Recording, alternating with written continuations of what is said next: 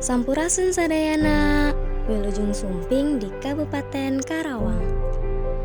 Inilah Karawang yang kebanyakan orang menyebutnya sebagai kota pangkal perjuangan.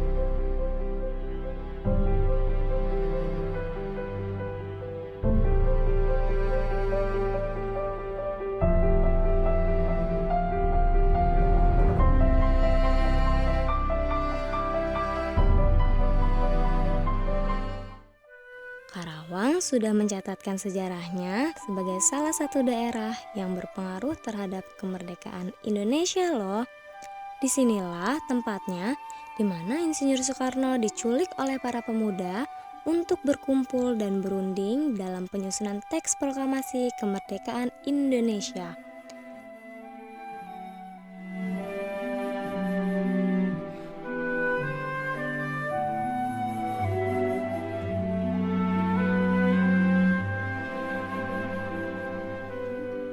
Rumah yang kini menjadi cagar budaya dan museum kemerdekaan ini beralamat di Kecamatan Rengas Dengklok, Karawang. Kenapa ya harus di Rengas Dengklok? Karena menurut sejarah, Karawang adalah basis pertahanan terbesar peta di Jawa Barat.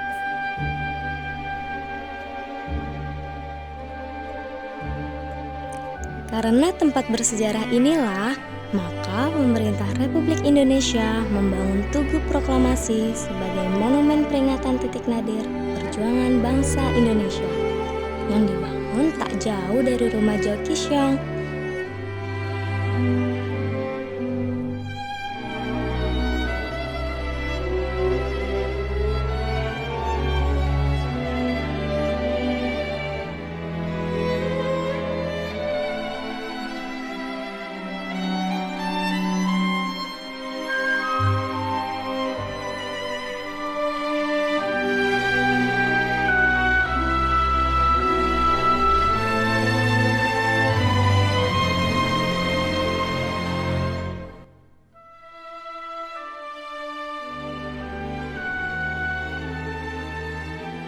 Sebagai warga Karawang asli, saya pun merasa bangga karena Rengas Dengklok memiliki catatan sejarah perjuangan yang tidak diketahui oleh banyak orang. Karena disinilah bendera merah putih berkibar sehari sebelum teks proklamasi itu dikumandangkan. Merdeka!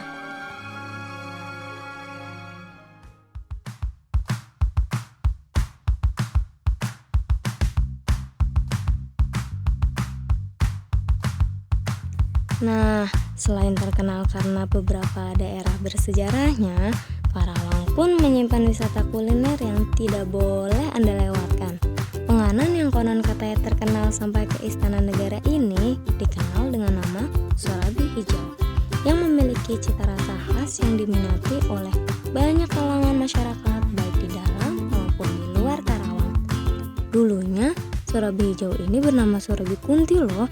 Wah, kenapa bisa gitu ya? Ternyata kabarnya karena kedai sorabi ini letaknya persis bersebelahan dengan pemakaman umum daerah sekitar. Meskipun terdengar agak mistis, sorabi ini memiliki cita rasa yang spesial dan tak mudah Anda lupakan. Pahami badeka dia di enjingnya, soalnya tempat ini selalu ramai dan tidak buka di cabang manapun.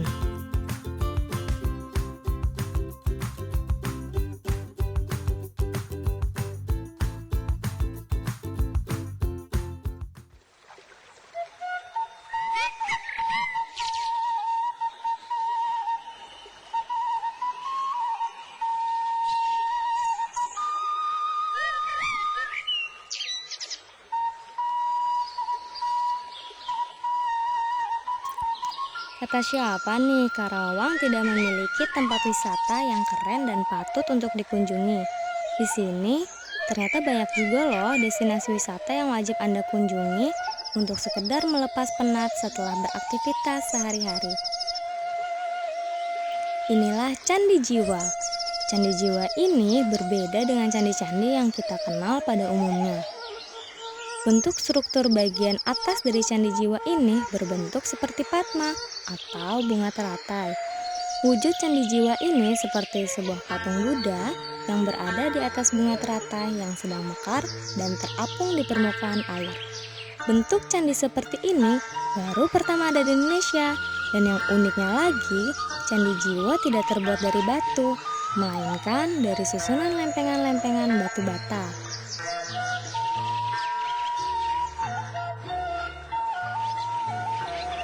Dan tahukah Anda jika Candi Jiwa ini sudah ada sejak abad ke-7 dan diklaim sebagai bangunan percandian agama Buddha Mahayana yang lebih tua dari Candi Borobudur. Berwisata ke Candi Jiwa ini akan memberikan kesan unik tersendiri loh, karena letaknya ada di tengah pesawahan warga, sehingga kita akan disuguhkan pemandangan hamparan sawah yang menyegarkan mata.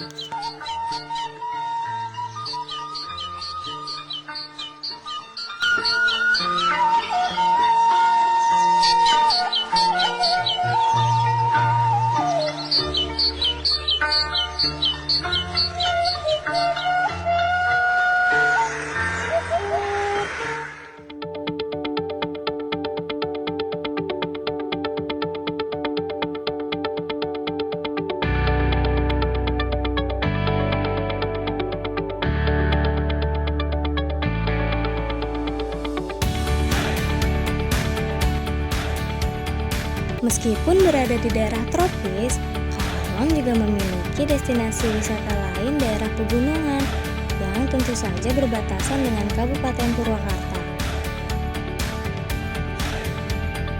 Inilah Curug Cigentis.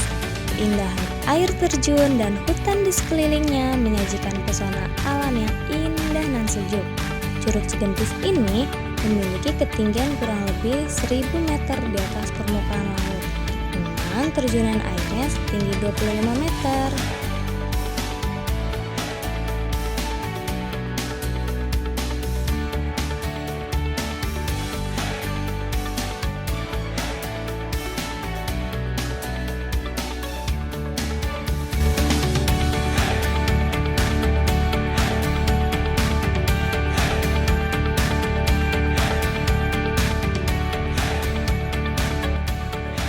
Ayo Kak Daria, airnya jernih loh.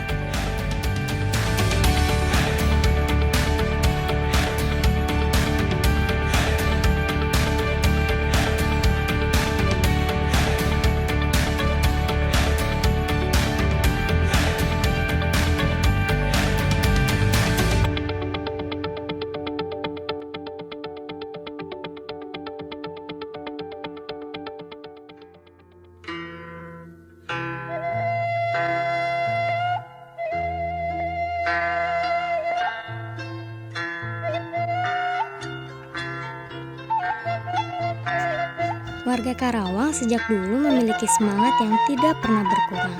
Semangat yang merupakan identitas kami saat ini diwujudkan dengan bertani.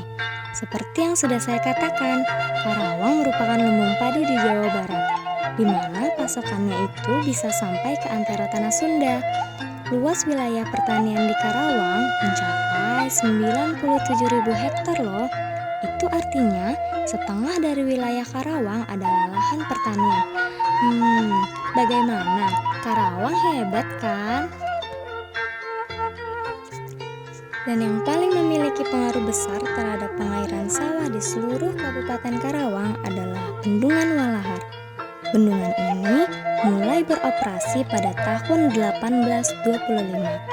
Dibuat oleh seorang insinyur Belanda yang memanfaatkan induk dari Sungai Citarum. Dan sampai saat ini, fungsi dan bangunannya tetap kokoh dan tidak berkurang sedikit pun.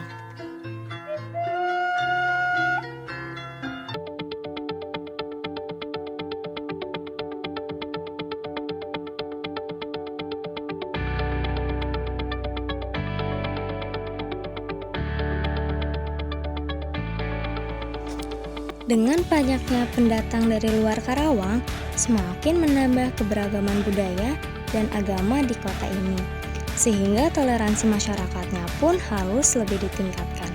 Hal ini terbukti dengan berdirinya beberapa tempat peribadatan dari tiap agama, seperti ada masjid, gereja, kelenteng, dan juga vihara. Walaupun perbedaan dan keberagaman menghiasi kota Karawang saat ini, masyarakat tetap hidup berdampingan tanpa adanya perpecahan satu sama lain.